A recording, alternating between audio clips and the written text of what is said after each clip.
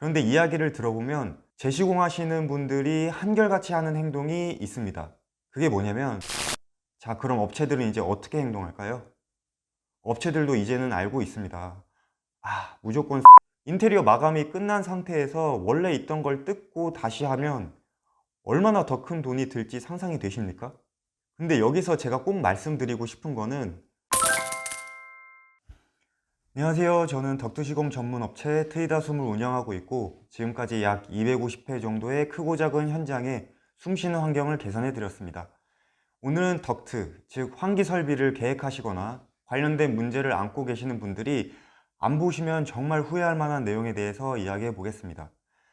제가 견적 의뢰를 받고 현장을 방문하면 일반적으로 신규 설치를 하겠거니 생각하시겠지만, 50%가 넘는 확률로 다른 업자가 엉망으로 해놓고 도망간 현장에 뒤치다꺼리를 하는 시공을 하게 됩니다. 한마디로 재시공을 하는 거죠. 그런데 이야기를 들어보면 재시공하시는 분들이 한결같이 하는 행동이 있습니다. 그게 뭐냐면, 요즘 플랫폼이 정말 좋아져서 조금만 검색해도 여기저기 견적을 받아볼 수 있거든요.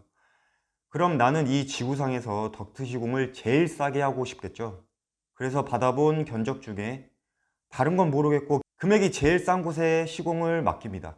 자, 그럼 업체들은 이제 어떻게 행동할까요? 업체들도 이제는 알고 있습니다.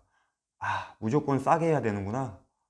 그러면 현장을 체크할 때 일단 현장 체크는 기본입니다. 이거는 안 하는 견적서는 믿으면 안 됩니다. 딱 가서 봤을 때 할 일의 목록들이 보일 거예요. 근데 지금 보이는 금액을 줄여야 되잖아요. 그래서 몇 개를 빼놓습니다. 이거는 해도 몰라, 빼. 이거는 그래도 해야 되지 않을까? 아니야, 일단 빼자. 그렇게 해서 예를 들면 내 머릿속의 공사 금액은 150만 원인데 일단 100만 원짜리 견적서를 만듭니다. 그리고 계약을 하면 하나씩 다시 끼워 넣는 거죠. 지금 보니까 여기는 이게 좀 문제가 있어서 이거는 추가를 하셔야 될 것 같아요.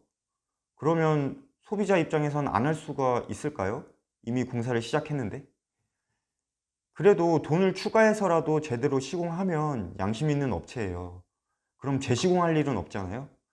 인테리어 마감이 끝난 상태에서 원래 있던 걸 뜯고 다시 하면 얼마나 더 큰 돈이 들지 상상이 되십니까? 근데 여기서 제가 꼭 말씀드리고 싶은 거는, 물론 사기꾼 업체도 있지만 제대로 시공하는 업체여도 공사를 따내기 위해서 이런 눈치 싸움을 하게 된다는 거예요.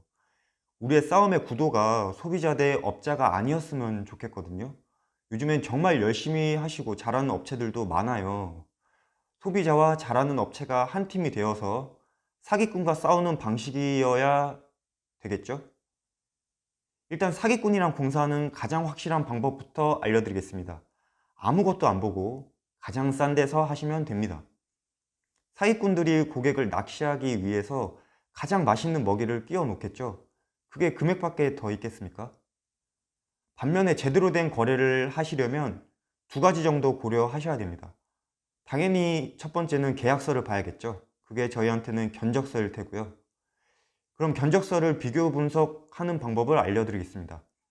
일단 받은 견적서를 프린트를 하던지 해서 한눈에 볼 수 있게 준비해 두시고요. 그 중에 글자 수가 가장 적은 거는 후순위로 고려해 볼 만할 것 같습니다. 숨기고 싶은 게 많을수록 좀 뭉뚱그려서 쓰게 되지 않겠습니까? 기입한 게 많아야 그만큼 자세한 책임 소지가 있는 거잖아요. 근데 이건 업체 입장에서도 마찬가지예요. 나중에 이거를 하기로 했네, 안 했네 싸울 필요가 없잖아요. 그리고 두 번째로 고려해 볼 사항은 포트폴리오와 리뷰입니다. 많은 분들이 사업자 등록증, 인건비, 재료비에 더 집중을 하시는데 이거는 별 의미가 없을 수 있어요. 왜냐면은 얼마든지 조작이 가능하거든요. 그보다 포트폴리오랑 리뷰는 조작이 힘들어요. 다른 사람들 거를 훔쳐와야 하잖아요. 네, 오늘은 이 정도로 사기꾼 업체를 피하는 방법에 대해 이야기해 봤습니다. 항상 어렵다 하지만 요즘 경기가 정말 안 좋은 것 같긴 합니다. 사장님들도 여유가 있으면 이렇게 싼 업체만 찾지는 않으시겠죠. 근데 그 생각이 정말로 내 돈을 아끼는 길인지 다시 한번 생각해 보실 필요가 있을 것 같고요. 저는 다른 좋은 콘텐츠로 찾아뵙겠습니다. 감사합니다.